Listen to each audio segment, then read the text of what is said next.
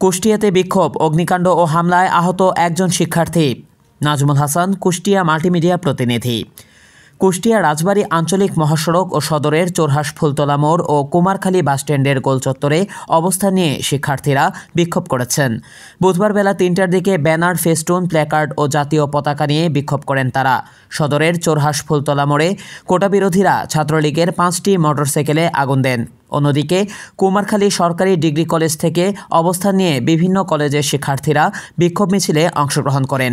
মিছিলে শিক্ষার্থীরা স্লোগান দিতে থাকেন, সাইদ ভাইয়ের রক্ত বৃথা যেতে দেব না, আমার ভাই মরল কেন, প্রধানমন্ত্রীর জবাব চাই, প্রধানমন্ত্রীর বক্তব্য ভুয়া ভুয়া, কোটা আন্দোলনকারীদের উপর হামলা কেন, বিচার চাই বিচার চাই, তুমি কে আমি কে, রাজাকার রাজাকার, একথা বলছে কে, সরকার সরকার, আমার সোনার বাংলায় বৈষম্যের ঠাঁই নাই, কোটা না মেধা, মেধা মেধা, আপোষ না সংগ্রাম, সংগ্রাম সংগ্রাম। ঘটনাস্থলে ব্যাপক পুলিশ মোতায়েন থাকা অবস্থায় কিছু সময়ের মধ্যে মহাসড়ক ত্যাগ করেন শিক্ষার্থীরা। এ সময় মহাসড়কে সব ধরনের যানবাহন চলাচল বন্ধ হয়ে যায়।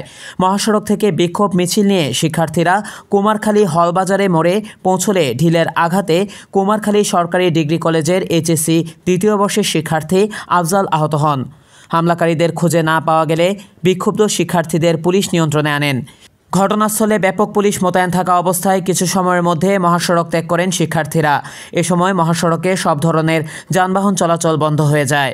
মহাসড়ক থেকে বিক্ষোভ মিছিল নিয়ে শিক্ষার্থীরা কুমারখালী হলবাজারে মোড়ে পৌঁছালে ঢিলের আঘাতে কুমারখালী সরকারি ডিগ্রি কলেজের এইচএসসি দ্বিতীয় বর্ষের শিক্ষার্থী আফজাল আহত হন।